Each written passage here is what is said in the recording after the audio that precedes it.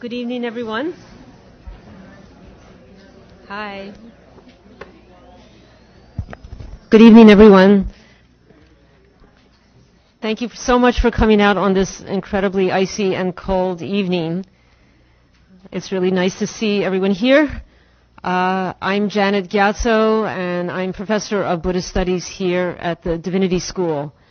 And this lecture tonight is part of a series of 4 lectures over the whole school year in which we have brought outstanding representatives of what we're calling Buddhist ministry to talk to the community here about what Buddhist ministry is contributing to the larger movement of progressive ministry in the United States and around the world more generally.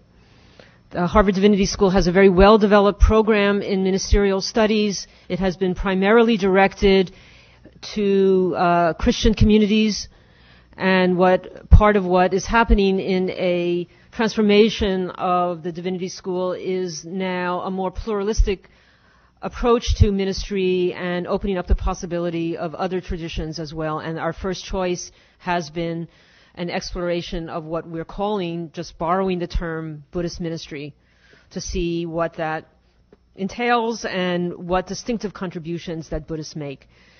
And the lecture series is actually connected to a course that's also going on for the whole year. It's one of those courses that basically meets once every other week for an entire year, in which the theme has been, how are major leaders in the world of Buddhist leadership applying principles of meditation to the various kinds of ministry that they do. So to the degree that we, at least today, associate Buddhism with meditation, how are both the insights of meditation, the practices of meditation applied and translated into a variety of ministerial contexts? And we have had Bernie Glassman came at the beginning of the fall, and secondly, we had John Rockwell. Tonight, Roshi Joan Halifax is going to be our third speaker, and the final speaker in about a month or so is going to be Sharon Salzberg. Any of those of you who have found out about this lecture in ways that, for example, if you didn't receive an email about this and would like to receive an email about the final talk, maybe we can have a sign-up sheet at the end, and so that you can, I don't actually remember exactly when Sharon Salzberg's talk is, but if you would like to come to that, you're more than welcome again. Anyway, I'm delighted to introduce Roshi Joan Halifax, who has been called by some an explorer, a scholar, a visionary, a wild woman. She is certainly a teacher and a master in the Zen tradition. She's been part of the Buddhist scene and the Zen scene in the United States and in the world since the 60s. She was ordained in 1970 by Zen master Seung San and received lamp transmission from Thich Nhat Hanh, no less, in 1990.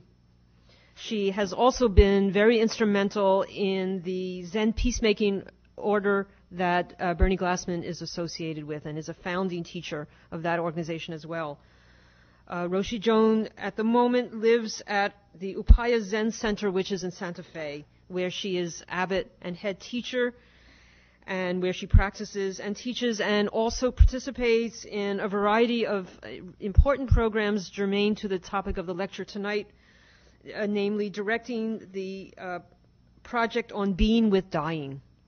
And she also is the founder and director of the Upaya Prison Project. So she's paradigmatic of a major figure in the Buddhist world who is really leading the way of offering Buddhist insights on a major problem facing our society today, how to deal with the experiences of death and dying, both for death and dying person and for the family. And the medical profession and the rest of us are deeply grateful for these genuinely innovative and very useful and helpful teachings that we're getting from that tradition. So I'm very glad for Roshi Joan came tonight to speak with us all. Thank you.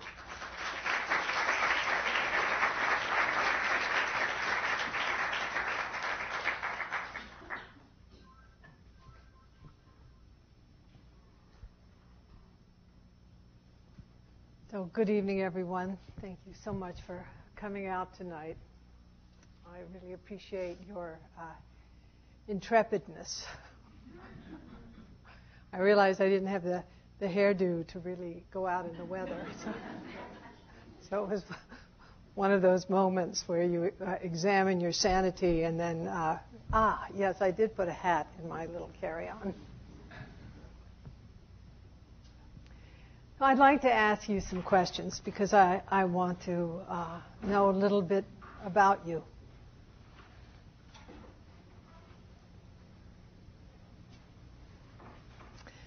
I'd like to know how many of you are currently engaged in the field of caregiving of dying people. Would you mind standing up?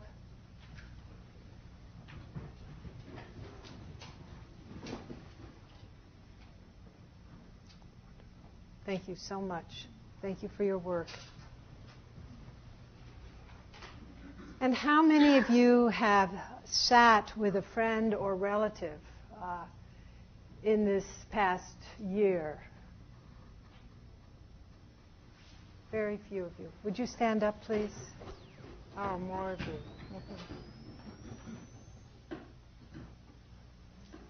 Thank you so much.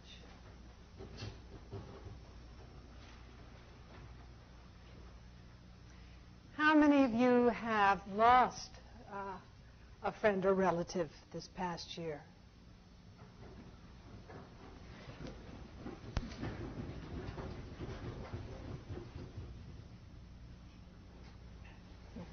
Thank you so much.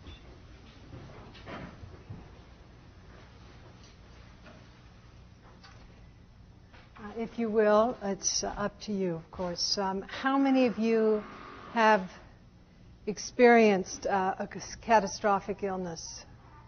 Would you stand up, please?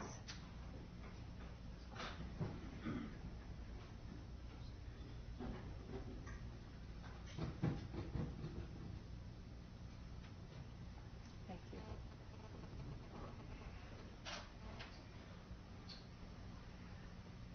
How many of you have lost a child? Will you stand up, please?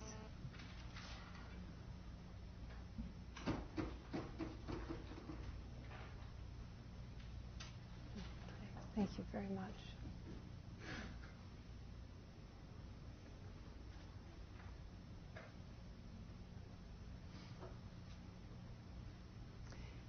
In the time of the Buddha, there was a young woman who came from a lower caste family who married an upper caste man. Her name was Kisukotami. And she was probably not so well treated by her husband's family. And after some time, she gave birth to a boy child and felt not only joy at giving birth to a baby, but also some quality of deep relief because her situation improved within the family.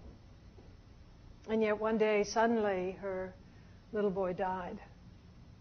And she was so riven with grief that she couldn't really accept the death of her child.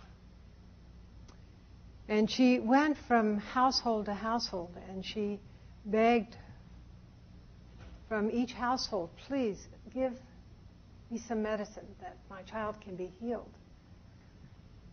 And many derided her. Kisukotami, can't you see your son is dead? Don't be absurd. To the next household she went, asking, please give me some medicine so that my child can be healed. And was again mad. No, Kisukotami, your child is quite dead. And finally she went to a household and was met by someone who was very compassionate, an older man. He said, Kisukotami, I know who can help you. There's a great teacher now in the grove given to him by Anathapindika, the Jeta Grove. Go there. Listen to him. Ask him what to do. So Kisukotami gathered her child up and went to the Jetta Grove, and there the Buddha was teaching. And she sat at the edge of the crowd, sobbing, holding her child's body. And of course the Buddha saw her and said, "What can I do for you?" That question. How can I serve you?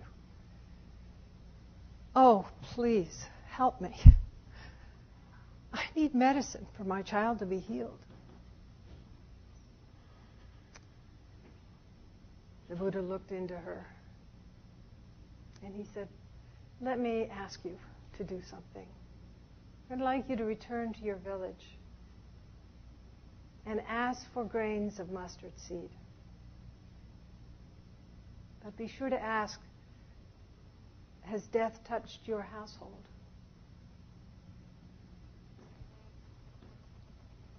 And if death has touched your household, then you won't receive the seeds. Don't ask for the seeds to be given to you. She went to the first household and asked, "Has death touched your household?" And the old man said, "Kisa Gotami, don't you remember? My wife died but 6 months ago." Oh. To the next household she went. She asked the question, "Has death touched your household?" Kisa Gotami, don't you remember? My child died but a year ago. And on, household after household, Kisa Gotami visited and was met again and again with the same answer. Kisa Gotami, don't you remember? Death has touched this household. And she realized, yes, the bonds of suffering weave us all together. They unite us. And she returned to the Buddha after conferring her child to the burning ghats and eventually became a nun in the Sangha of the Buddha.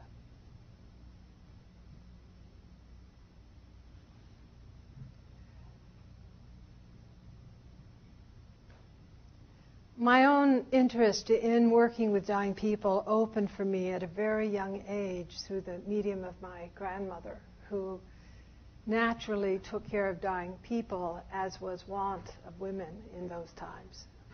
I'm 65, so that was some time ago. She was also a sculptress and made many of the most beautiful monuments in the Bonaventure Cemetery in Savannah.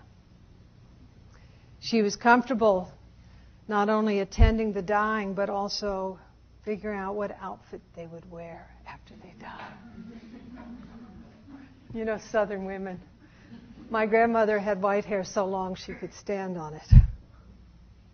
She was one of those kinds of women. She dressed their hair. And at night when I was with her, I slept in her bed and she storied me with her activities of the day, which often were related to being with dying. And at a very young age, she normalized death for me. Very fortunate.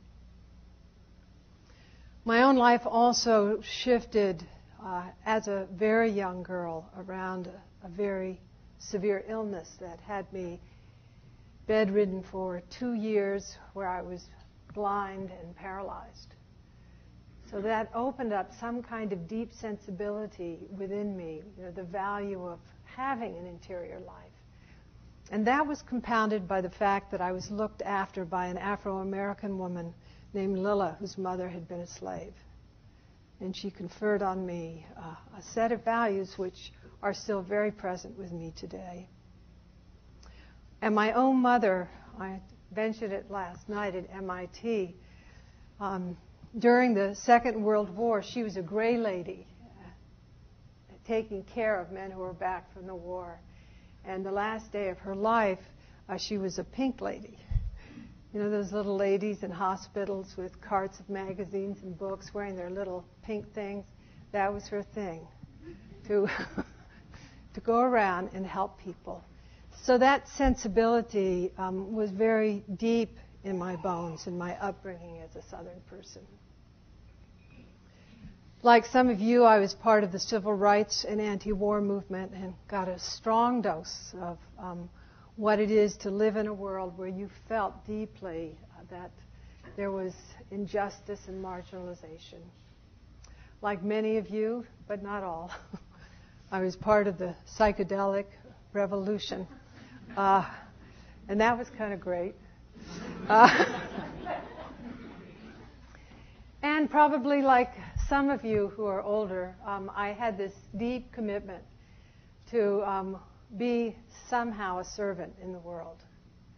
Partly because of my upbringing and partly because of the circumstances of the 60s, where the idea or the vision of social justice was so deep in the hearts of many of us.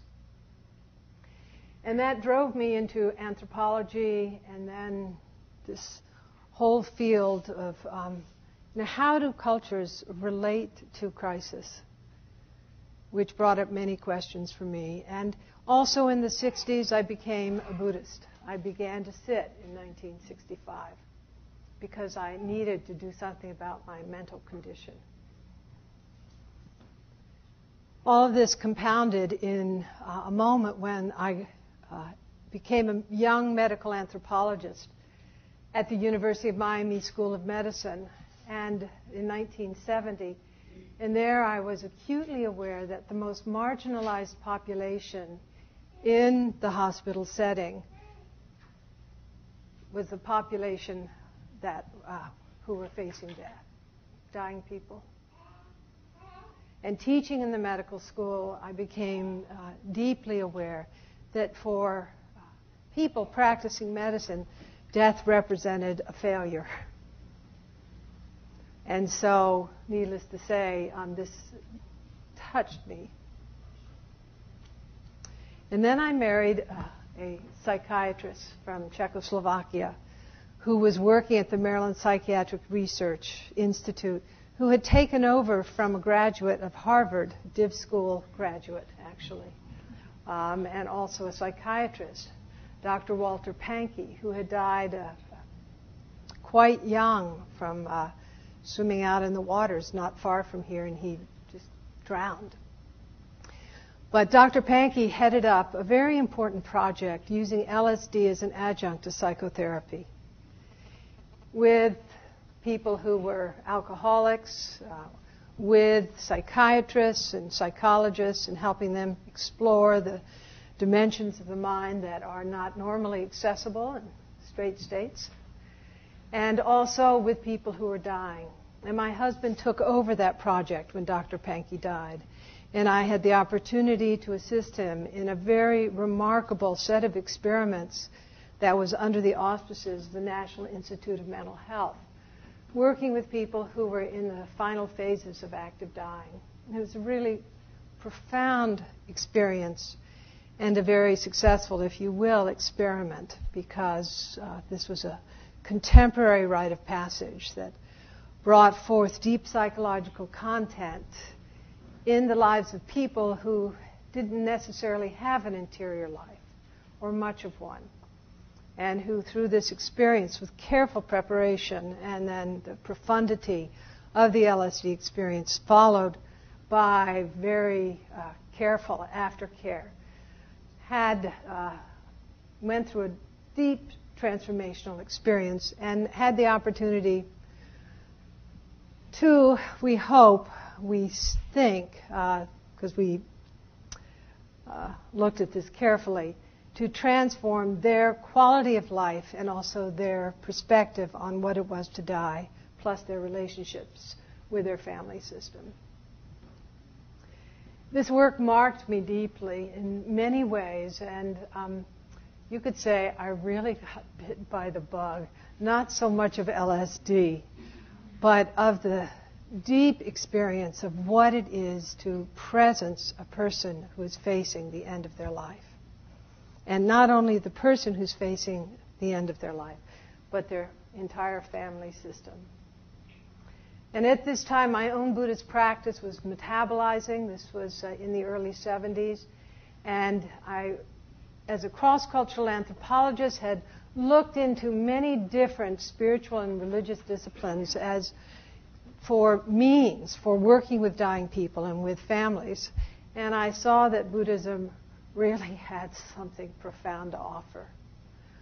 And it is not to be comparative, but it's just a wealth of treasures, of meditational approaches, and what we call view in Buddhism that makes the approach to dying very different, and the approach to caregiving very different than how it is practiced here in the West. So this journey with dying people and their families has continued now for quite a few years. It's about 37 years now. And when I moved to Santa Fe, New Mexico, I just did this, like kitchen table ministry. I wasn't intent upon founding a monastery or setting up a community or creating an institution. I just was asked by people as a chaplain type person to sit with dying people. I was fairly well known in the field. And the community of Santa Fe asked if I would please consider training people in what I did and what I appeared to know. And in a way, I feel like I don't know anything. Every dying person that I've worked with, and this work continues, has been a mystery for me. I stand really at the bedside with a sense of deep not knowing, deep humility, I hope. Hopefully a good heart and a good presence. And this project kind of took off. And now we've trained, and some of you have been in that training, hundreds of healthcare professionals, not only from around this country, but literally from around the world, and are moving into the next iteration because the project has gotten so vital and so big. So many clinicians want this kind of training that we're now in the iteration of also training, developing a program for clinician educators. So that's a little bit of the history. But inside that history are many heartbeats, as you can imagine. There are failures. There are moments that could be characterized as epiphanic. There are moments of complete heartbreak. There are moments of utter quandary. And that is one of the wonderful things about this work, and also work in the prison system, which I began in 1994. I kind of laughed. I realized I'd been working in the field of end-of-life care for so many years. I wanted to venture into a new area. And, of course, I guess hopelessness is my companion. So I learned so much in working in the prison system that I could translate into my work with dying people. So I'd like to share with you just some pieces of a PowerPoint. Don't worry, it's not blue screen with white writing.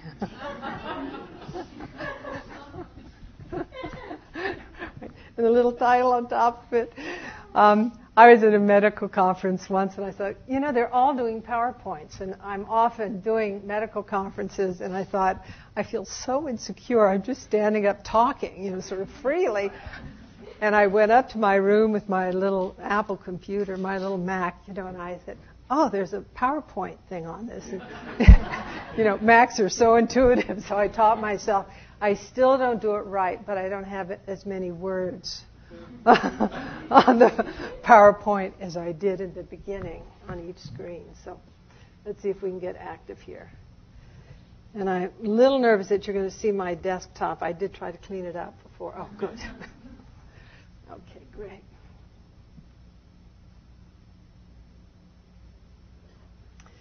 This is a quote from Rilke coming from a portrait of an artist as a young man. Love and death are the great gifts that are given to us. Mostly they are passed on unopened.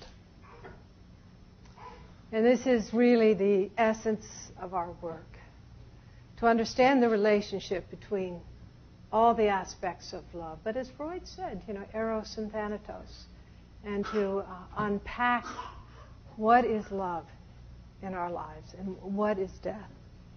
But in our culture, these gifts often remain unexplored. And as we saw when I asked you to stand up, over half of you each year will be touched by the death of a relative or a friend. And it's amazing how many of us don't recognize the truth of that. This is a friend of ours who came to the Zen Center to die. His name is Larry. And he had a kind of perfect life, according to him, up until the moment of his diagnosis with cancer. And he lived with us, I think it was about 4 months, and went through every possible change you could imagine, wonderful ones and not wonderful ones. In the end, he had extraordinary support and died a very profound and peaceful death. One of the important things to recognize is that only 10% of us will die suddenly. And in a way, sudden death is kind of a reprieve from you and I becoming our own internists, trying to figure out the entangled world of medicine and the complexities that arise in our family system when dealing with the fact of our slow or somewhat non-slow dissolution. Thus, most of us will face really profound healthcare decisions in our experience of dying. I mean, death is part of the life cycle, and yet it's often viewed in medicine as a physiological and sometimes even a moral failure.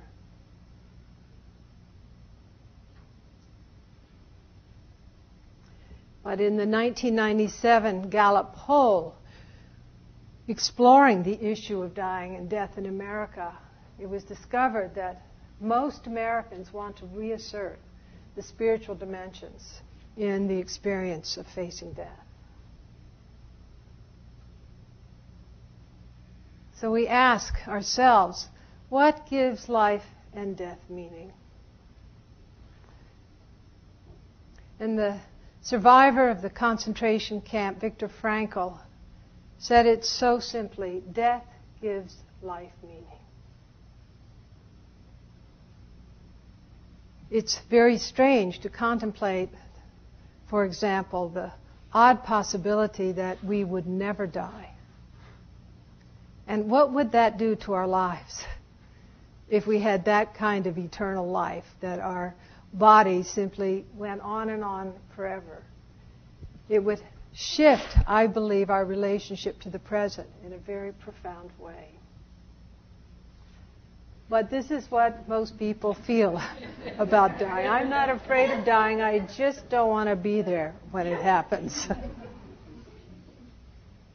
And for many of us, this is our worst case scenario: to die a tube-entangled death, alone in some ICU, isolated from family and friends, vented, being breathed, and in this state of potentially deep alienation. Our own experience with compassionate care has a wonderful history. Part of that history has to do with what I spoke about earlier, the grandmother care. How many of the elders in our culture, in our society, actually provided a kind of care which is now being called for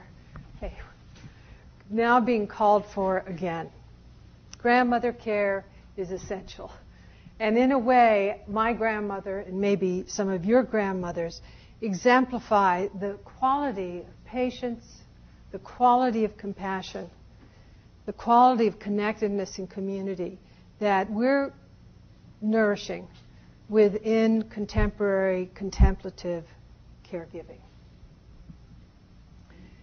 Of course, the establishment of hospice in the 1960s, 1967, hospice came to the United States, to Connecticut, has spread throughout the country, and hospice is in a kind of crisis right now, as most medical systems are, in trying to find itself back to its heart.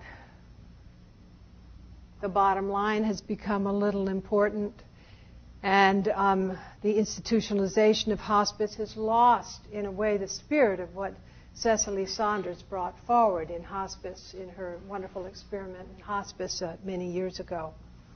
I was very fortunate in the early 70s to go to St. Christopher's Hospice, and so deeply moved by entering into a room that was bigger than this room, filled with beds at different angles, with sort of screens, but barely, shielding people from each other, rubber plants everywhere.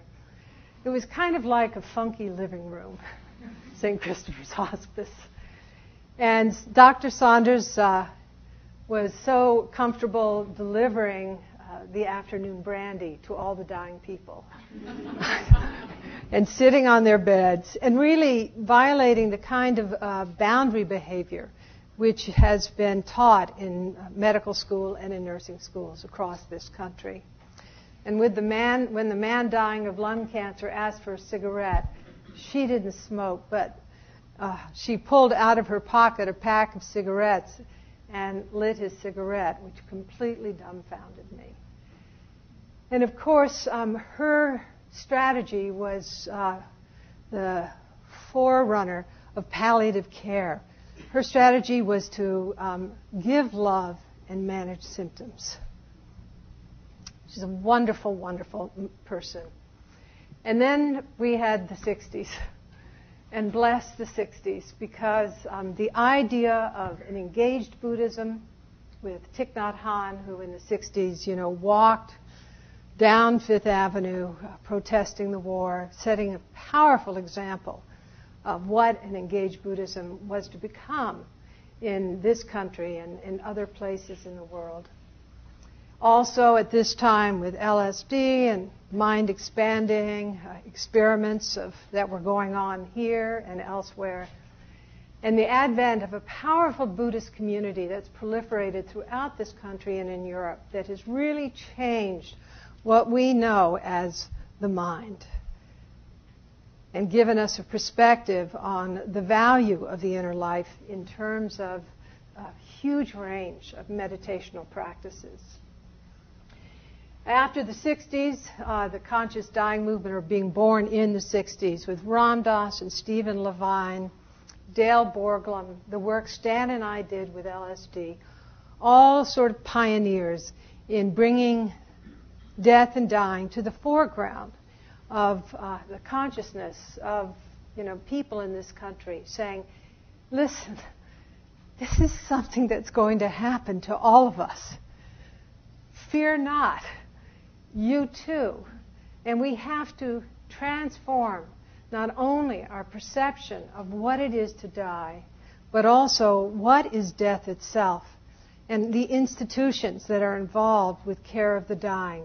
And this issue relates very much to the issue of what I make a differentiation, Janet, between social service as a Buddhist and social action. Social action is an endeavor to transform institutions engaged in structural violence. Structural violence has to do with, the harm or marginalization of, people of color or people with sexual orientations that are unusual. And from my point of view, this also pertains to dying people who have been deeply marginalized within our healthcare system. Social service are the direct services to people. So that distinction is, I feel, a very important service, the actual application of spiritual technologies or practices to transform, in this case, the situation around dying. And then there have been significant changes in medical education through the years. In part, they have been facilitated by the hospice movement itself, Some of those changes have been facilitated by your neighbor, John Kabat-Zinn, in terms of mindfulness-based stress reduction.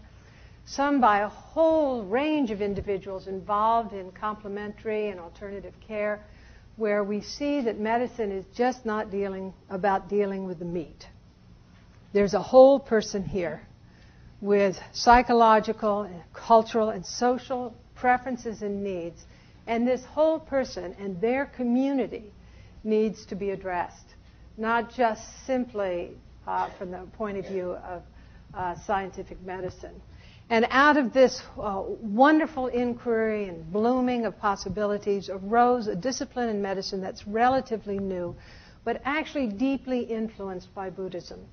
And Janet and I were speaking, or I think it was you and I were speaking, saying, hospice is talking Buddhism.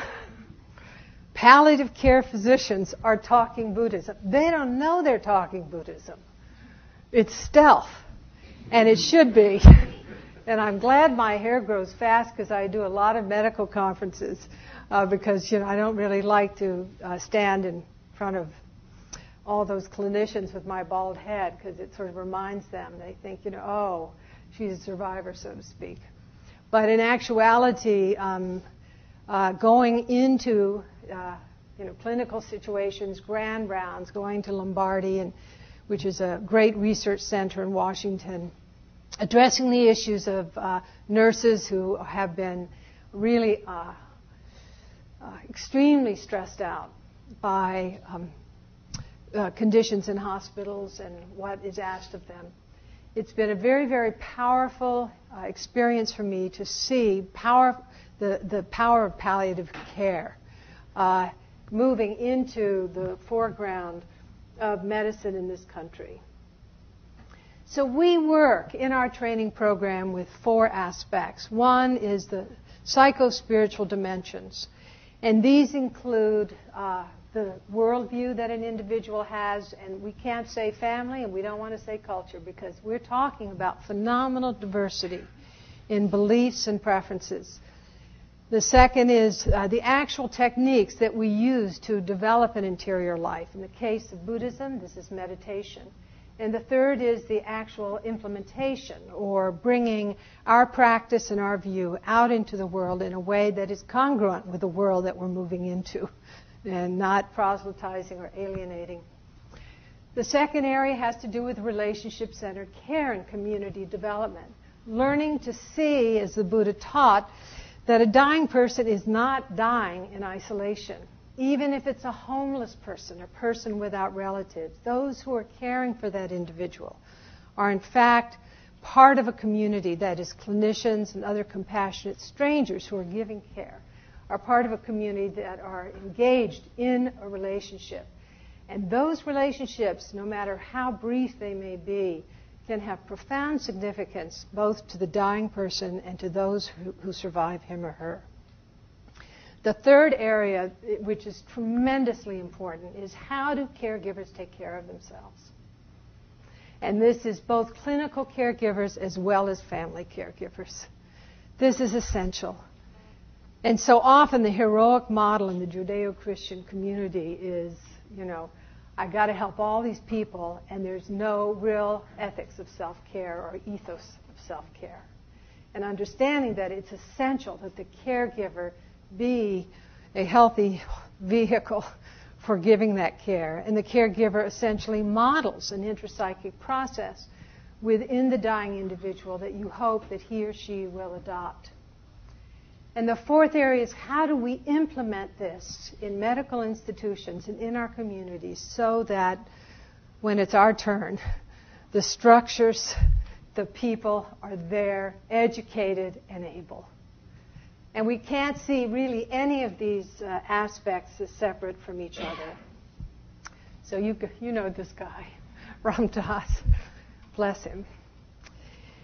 The development of our spirituality, and I always make this ridiculous joke, but it's kind of true. I say, spirituality or religion is for people who are afraid of hell, and spirituality is for people who've been through hell. So spirituality has to do with the development of an interior life. Whether that happens within the context of a religion or not is not necessarily what is so important. What's important for us as caregivers, as contemplative caregivers, is to recognize that each person has a unique spirituality. It might not be congruent with the spirituality, for example, of their family system. Each person has a way that they relate to their interior life, even if they don't exactly know that they've got one of those. Also, our spiritualities give us a sense of meaningfulness, and as well as a profoundly unifying force once it is actualized. And within our spiritualities, one finds the, if you will, the integument, the connections that give rise to what our views are, what our worldview is, what our values are. And out of our values and worldview come our behaviors. And this is a very important issue because many of us do not realize how deeply our aversion and fear around death and dying is embedded in how we perceive the world and reality.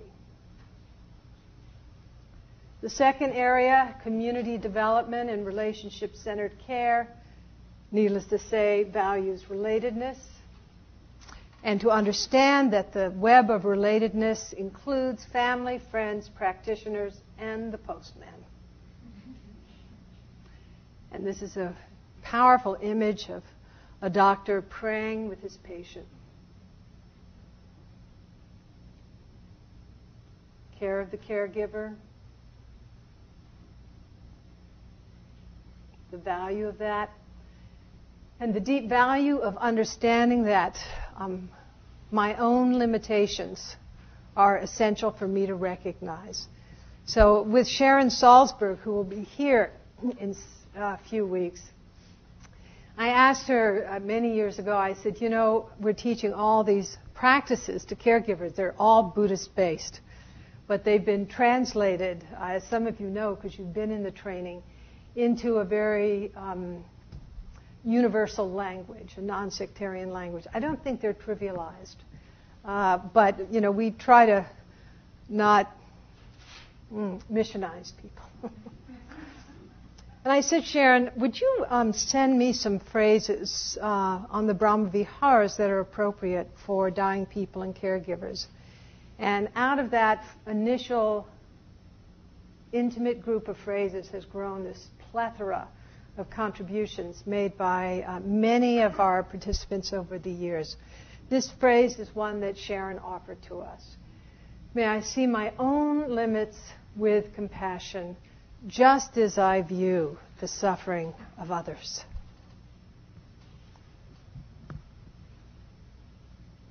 And then, of course, the issue of implementation. So the development of an interior life is really essential. Here lies Bob Socrates Johnson, who realized too late that his life was unexamined. And this is our vision of the stages of life. The baby bottle, the Coke bottle, the beer bottle, and the drip.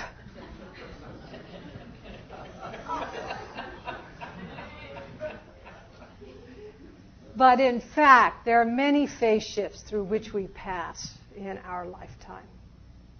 The birth and death of children, marriage, first maturation, second maturation, divorce is a phase shift through which we pass. And ultimately, the most profound experience for many individuals is to recognize that the experience of dying itself is a rite of passage, is the final developmental phase in a person's spiritual journey. Arnold van Gennep, the Dutch ethnographer in the early 1900s, wrote a very powerful book called Rites of Passage. And in it, he articulated 3 phases through which an individual going through this catastrophic bifurcation, this phase shift, passes. The first being of separation, And of course, that separation is very profound for a person who receives a diagnosis. The second, the threshold experience, being between worlds and being thrashed apart, as is often the case in the dying journey. And then the third phase being incorporation or return.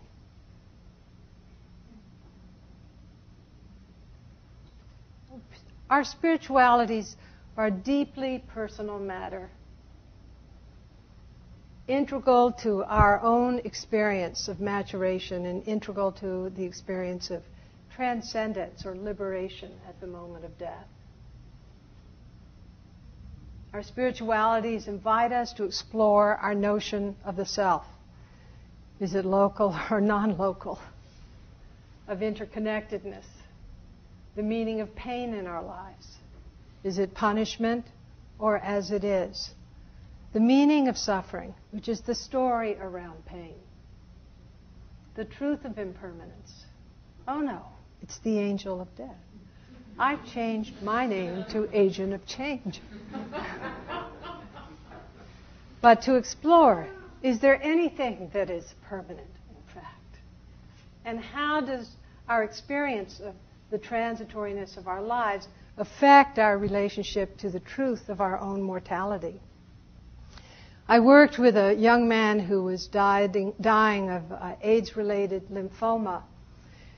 He lived in Georgia, and I came out and led a retreat on death and dying. This is quite a few years ago. And in the course of an intensive meditation process, he had this incredible breakthrough, he said, in private interview. And what he said to me was very simple. He said, I've seen the truth of change. I've seen the truth of impermanence. Several weeks later, he called me from a hospital. He was hospitalized for intractable pain. And he said to me, I'm so grateful that I've seen what I've seen because I couldn't tolerate what I'm going through now if I didn't know that this was impermanent. Even, he said, death looks good to me right now. I'm ready for that change. And of course, the question of life after death, whether from the Christian perspective of heaven and hell or the Buddhist perspective of bardos or so what if you're Zen. The deep value of altruism, what it means to you, to me, to really being a caring person, and what it is to really commit oneself to developing pro-social states of mind. And then finally, what happens at the moment of death? Are we free? Or is this a kind of end to it all? And I don't know. I get asked the question a lot. Roshi, what's going to happen after I die? And I say, I don't know. What do you think is going to happen? I really don't know. So there are 4 fears that are essential to explore around the process of dying. Maybe the most profound is the fear of pain. And it's not to do a survey here this afternoon, but to really ask yourself the question, what am I most afraid of? And having asked that question now, thousands of people, the pain, the thought of suffering from intractable pain is daunting for many people. And that thought is compounded by the issue related to the management of pain. Then there are fears of all forms of losses, from the loss of capacity, loss of relationship, possession, status, future, the loss of life. And then the fear of the loss of aspects of our identity. And finally, the fear of death itself. But it's kind of interesting. This is the least frightening for many people. Number 4. The priority is really around the experience of pain.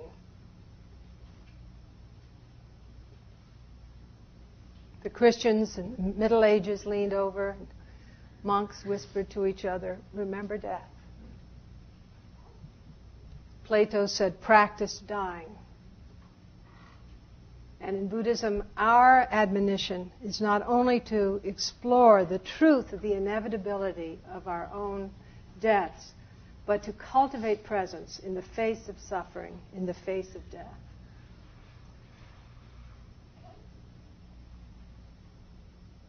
Of course, this is the ally of Harvard's William James, and what the training of the mind cultivates: focus, enduring attention, mental stability, divinity, and so on. And even many people who practice looking for the meaning of life are really not quite doing it. So it's no guarantee. You might look really good, but doesn't necessarily mean you're doing the work. So my thing is, now's the time. Now's the time. And I just want to make a note. It's one heck of a deal to have someone who's in the early phases of active dying check into your world and say, help me. It's too late in a certain way. I can offer absolute presence, but the homework that really is important to do from the point of view of our psyches and the point of view of mental training has not happened along the way. It's a bit like the dental issue. You know, if you just go to the dental hygienist once a year, she's going to be very disappointed if you haven't brushed your teeth the entire year. It's a big job at the end of one's life to actually summarize or deal with the issues of a lifetime. So the issue related to the training of the mind, the development of mental qualities that are wholesome, in addition to a sense of deep spirituality, however that manifests for you, is something that we don't want to wait for the last minute to do. Beckett put it beautifully. What he wanted in his caregiver was this: don't touch me, don't question me, don't do, well, how are you doing, Mr. So-and-so?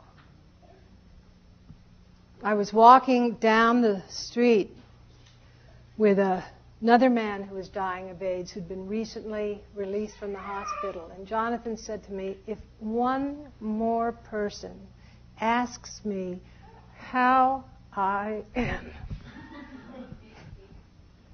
don't question me, don't speak to me. And then Beckett says, be with me. Be with me. That's our challenge. That's what we're practicing for. And so from the Buddhist frame of reference, our mandate is to develop a strong back, deep equanimity through the cultivation of mental stability, and at the same time the complement of compassion, really being able to feel the suffering of others, but able to sustain that, which of course, you know, that's wonderful that she's crying. It's fine. Don't leave. She wants food and it's over there. Okay, well, as you...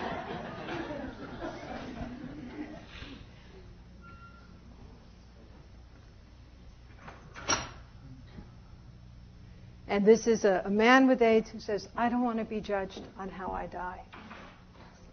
So one of the issues for me, and having been in this field for, a few years, is that even the notion of a good death is coercive. And let's just, get down with it. We can say, oh, he died as he lived. Well, that's often the case, but not necessarily at all.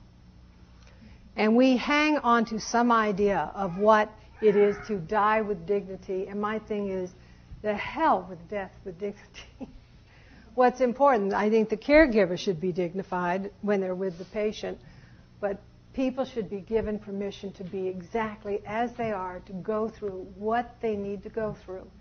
And for us to have the courage and the presence to sustain the incredible unusualness that can happen through all phases of dying, not the least of which the phase of active dying, where people just don't necessarily slip into some kind of peaceful sleep, but can have powerful sexual experiences, can have hallucinations. My own father was he was great, and my best friend. He was, in bed, active dying was going on. I wish that there had been someone there like me. It's like when it's happening to your family, it's not as easy for you to do what you do otherwise. And my sister's a therapist. I think she wished the same. And my father was doing something like that. And my sister said, "Dad, what you doing?" He said, "Eating peanuts." My sister's a therapist, as I said. She said, "Dad, how are they?" He said, "Great, if they were real."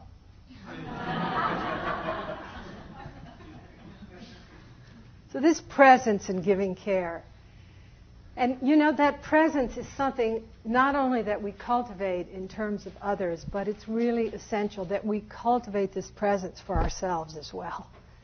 As I said, a caregiver who is able to be really present, whether a clinician or a contemplative or just anybody, somebody who can offer their full, unjudgmental, deep caring, not rolled out, R-O-L-E, rolled out attention, realness, models an intrapsychic state that we hope will be nurtured within the dying person, who will eventually, sooner or later, be able to presence their own experience of pain, of dying, of suffering, of letting go, of the truth of things just as they are.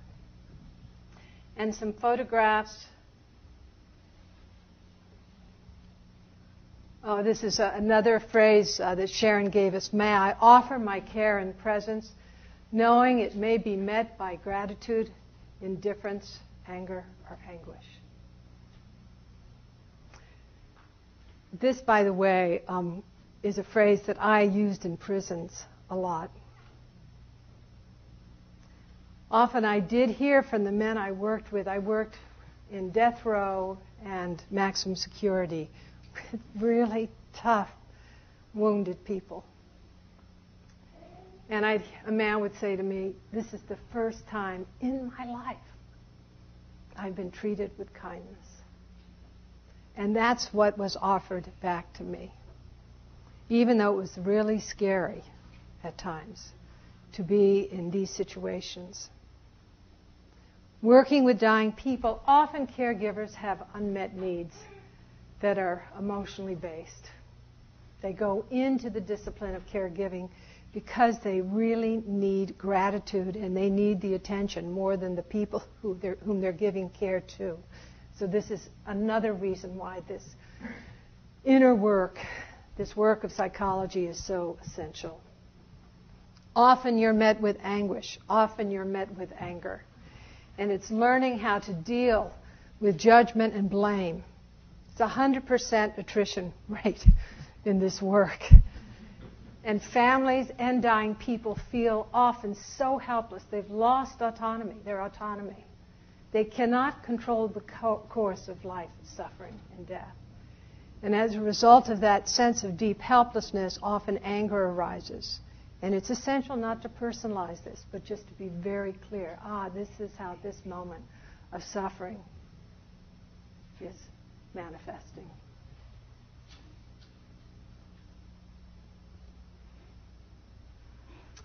I want to just tell you a story, and it's 40 minutes, and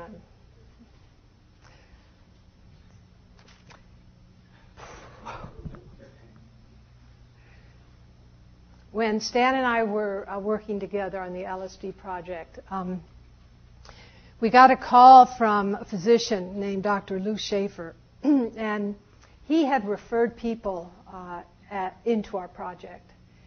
He was an internist, an oncologist, really a kind of a loved person in the Baltimore area, and worked at Cedars-Sinai. And his whole life had been dedicated to two things. One was care of people with cancer, and the other was music. Now he had pancreatic cancer. I have to just say, pancreatic cancer really hurts. It's really painful. And he was in the early phases of active dying. And he asked if Stan and I would sit with him and would give him LSD. So we got permission to actually do the LSD session. We did it in the hospital rooms sometimes.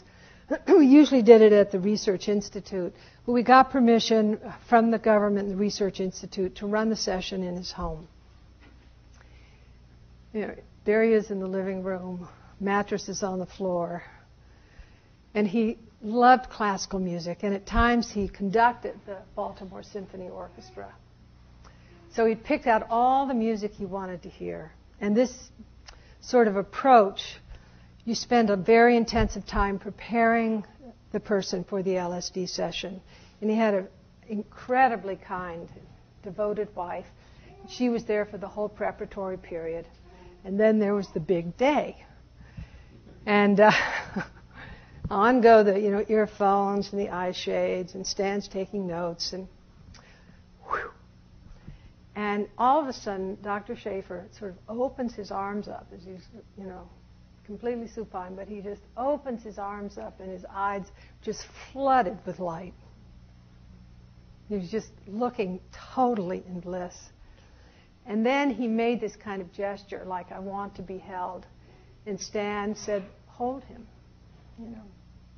So I got into bed with the doctor and held him for about 8 hours as he went through wave of bliss after wave of bliss. And as he was coming down, his wife came in, and I slipped out of his arms, and his wife slipped in. And it was just it was personally for me a great experience, one of these completely deep and heartful moments that you won't find in medical textbook. Anyway, Dr. Schaefer, needless to say, became even iller in his flow toward death. And he was hospitalized at Johns Hopkins. And he was often teaching and around the halls of Hopkins, so he was very gratefully received there. And, of course, we went in and spent time with him. And they set it up so wonderfully in the hospital. He had gotten completely into this bonding experience. So the entire time his wife was in the room, she was holding him. But they also set it up so that the nurses held him 24/7 until he died. So this aspect of physical contact, which is something that is, very uncomfortable from the point of view of the practice of boundaried clinical medicine, which I have deep respect for, because you can get really crossed up. But also physical contact can be deeply supportive of individuals. And yet at the same time, we encourage individuals not to give necessarily in the active final phases of dying that much physical contact, because interestingly enough, it kind of attaches the patient to this world. So the gentle withdrawal of that kind of contact is also part of our education of families.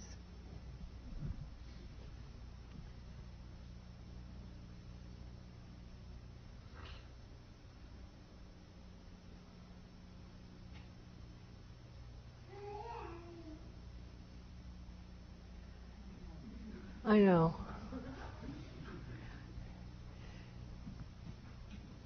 This is, needless to say, a man who's dying with his dog.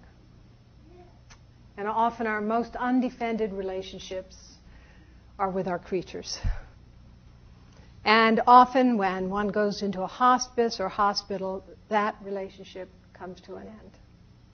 That place where you felt most comfortable, the being who's in bed with you longer sometimes than your spouse. The one who hardly ever criticized you, who was loyal and faithful to you, and suddenly not there.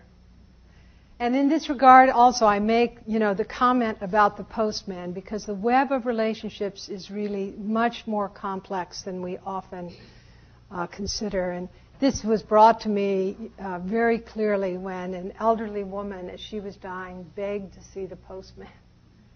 He delivered her mail for 26 years. Every morning, that's the first person that she saw. They interacted with each other. They just kind of loved each other. They had the kind of perfect relationship. He would disappear, down the walk. But suddenly, there was the next morning for her, and he wasn't there anymore because she was in the hospital. So part of the reconciliation practice is so deep in our own sense of Sangha in Buddhism is, how do we discover this web of relationships and actualize these relationships, bring them together for the person who's dying. Well, there's much more, but I think out of compassion for you, I'd like to stop and first of all, I want to thank you, and then we have a few minutes to explore questions. So let's take this opportunity now. I'm very happy to answer complicated questions. I like them. Yes. First of all, thank you so much. I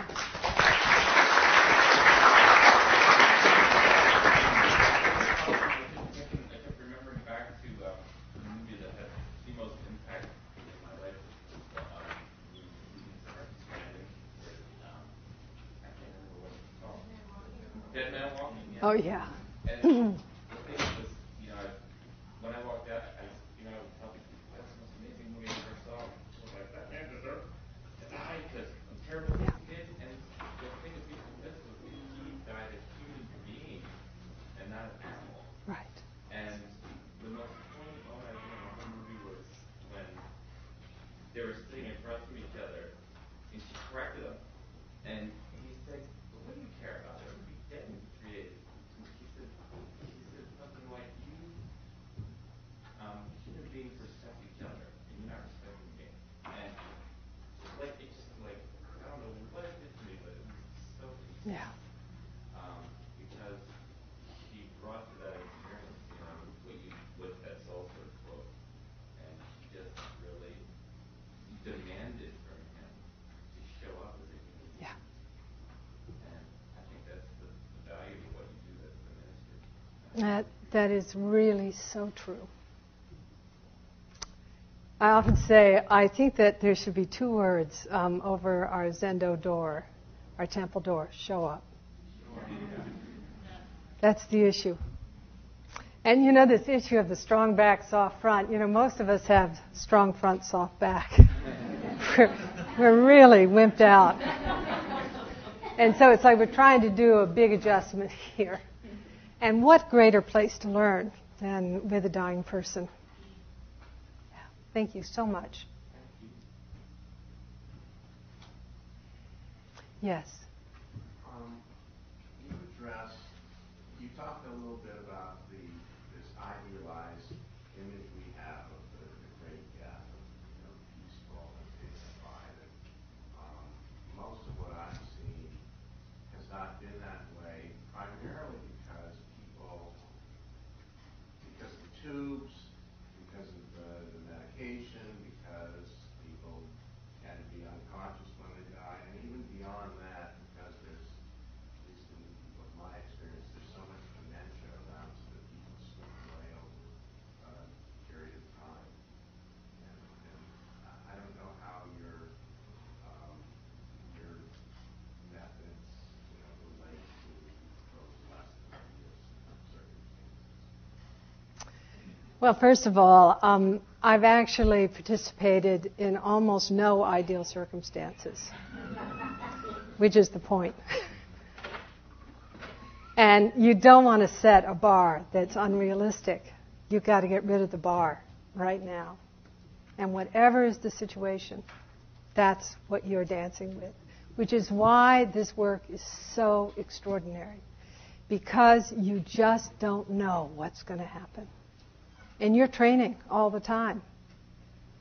And, the coercion that I feel has risen as a result of our notions of what a good death is are really noxious.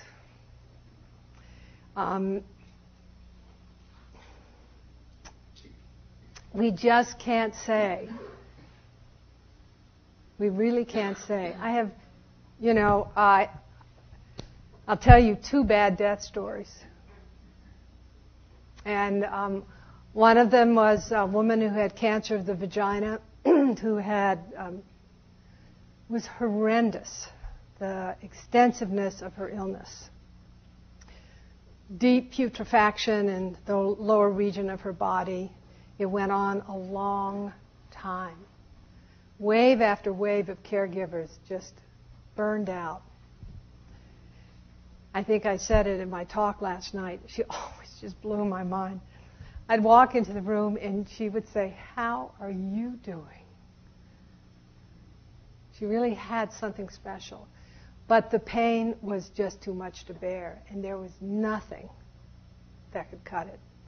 And she chose something that was just completely difficult for me to accept, but you accept it. She requested palliative anesthesia. Yes. She wanted it. She was clear. She got it. She died on it. And I, in asking His Holiness questions about pain management, medication, being in a very altered state, unclear state of consciousness, does this affect the mind ground? His Holiness says, no. The mind ground is unconditioned. So that was a kind of relief for me, because a lot of people have brought that issue up to me.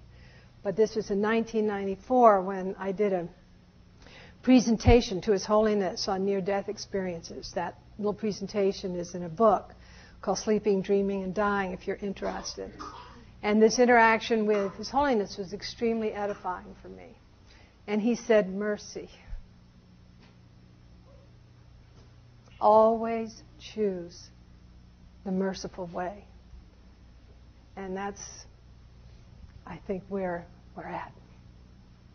But we have to understand what's mercy. Because a lot of times our mercy is based on fear, our intolerance of a person's situation. And we manipulate them so that they don't have to make us feel uncomfortable. So this issue of self-honesty in the work is really fundamental. It's the same thing working in the prison system. I loved working in the prison system because these guys, were cons. They could tell if they were being BS'd in a minute. And if you were doing it, they busted you.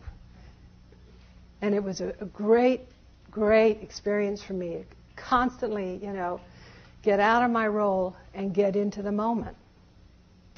A dying person maybe is not so skillful in, that sort of confrontive behavior.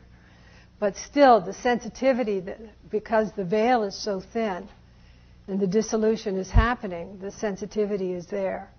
And you'll see that the degree of self-honesty that you bring into a relationship can enhance an individual's self-honesty and therefore the depth of their choices, but not always.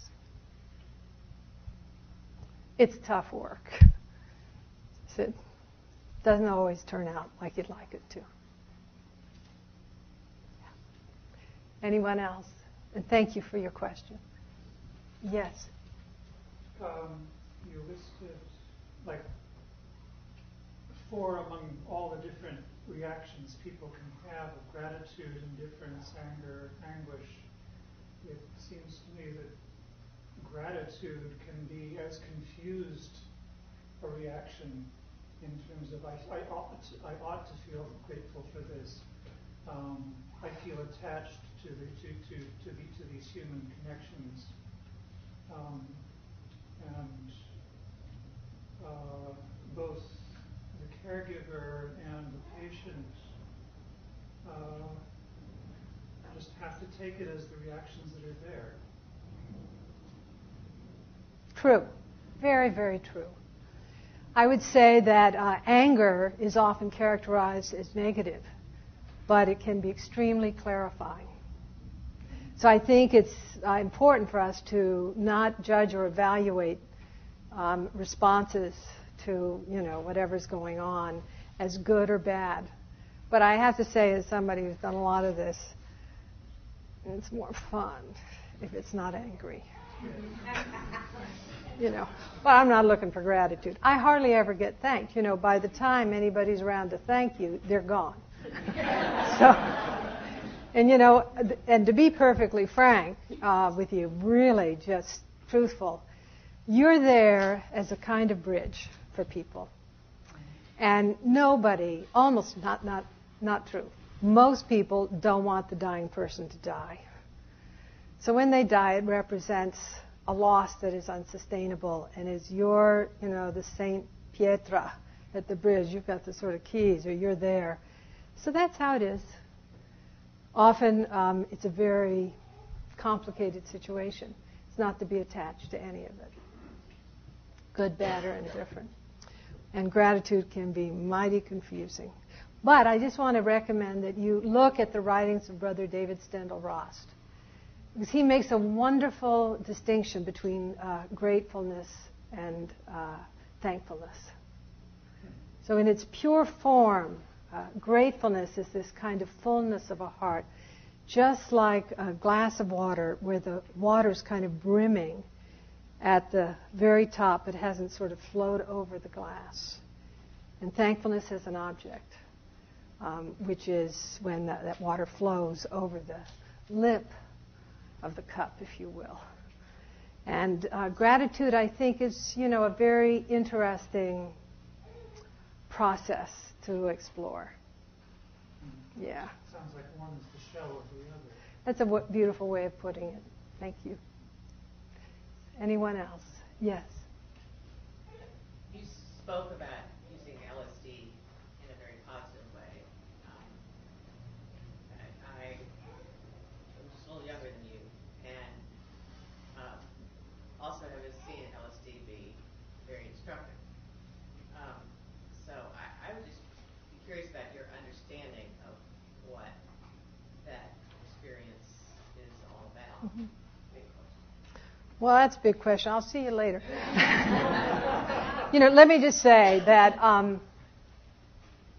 what I discovered is dying transforms a person's mental experience in a totally profound way.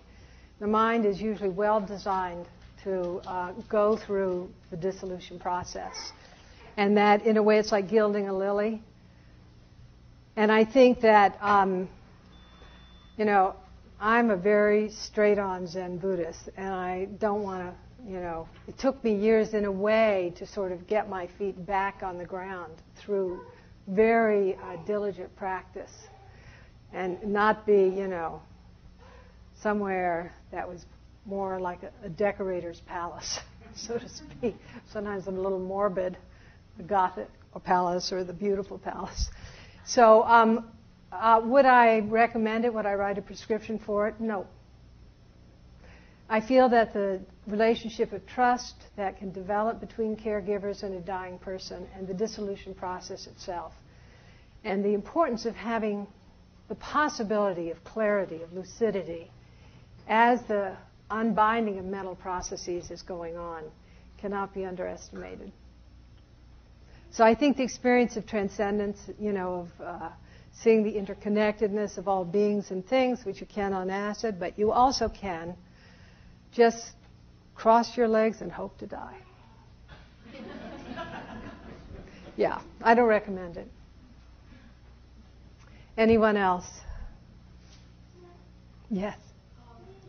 I have a question that's related to the situation I was in this week. But it also happened when my mother passed away, and I was with her through that whole time. I am the estranged and reconnected daughter of my brother. And I just found out this week, is now in the hospital, and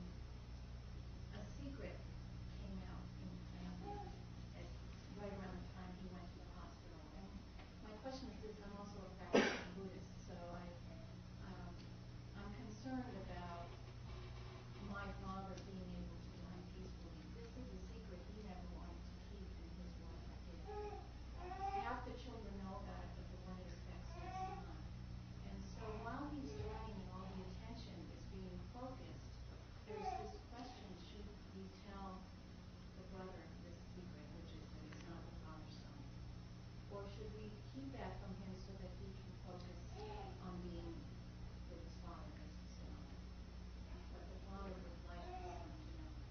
And they're asking me, and my response is, he lived a situation and let him forth.